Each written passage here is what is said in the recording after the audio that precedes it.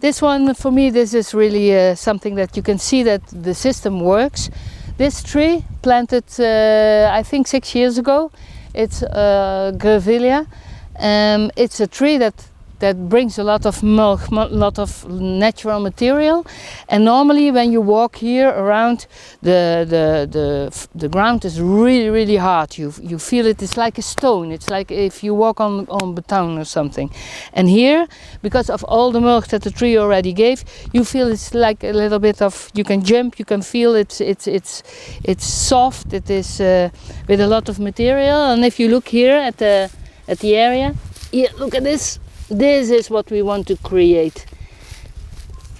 This kind of things of material. You see that the soil here is already more black. There's a lot of more natural material inside. This is what we do. So a lot of species I choose because they give a lot of mulch and they make the system go faster than only, for an example, pine tree or something like this. This is really good for building up soil. Maybe interesting to tell, these olive trees, they were really old ones. They came from a farm that didn't want to use them anymore, so they want to take them out. And we bought them and replaced them here because they have really problems with drying out in the first couple of summers. We covered this area with wool because now it looks like that we have a lot of mulch and natural material to do some mulching around the tree, but in summer that's really a problem. We don't have enough stuff to really mulch all the plants that we have. So we use now the wool. It's really just normal sheep wool, full of sheep shit and all the other things.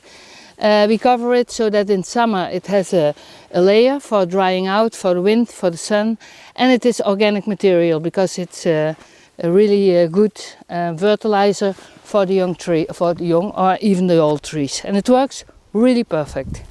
This is vetiver grass. It's an experiment we did. We started with it 2 years ago. Why did we do it? It is an exotic grass, but it is a non-invasive grass.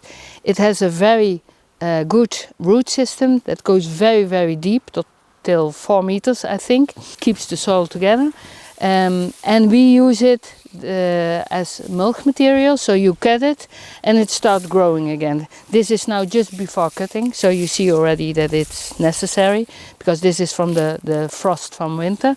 And another thing that we try to do with this one is we make kind of lines with these grasses grown very close to each other, so that it is like a green fire resistant wall that we put on hills that are vulnerable for fire that comes from the valleys up and go up to the hills. Here you have the water from the swale, and here you see that the grass is really doing well. It doesn't do so well if you have a part of the land where you don't have the swales. Then you have to irrigate it a little bit because otherwise it won't work so much. But what we do now, if you do it as a firewall, we make first a swale, and after the swale we put this so that you don't have to irrigate it, and you still have in summer a very green, because the grass will stay very green in summer, and what is very green has water inside, so it doesn't burn so easily as dry material like this. And it works really well. So till now we are very happy with this. It was an experiment and it worked out well. Not all do. This is also an important step. This was done last week with the grandchildren.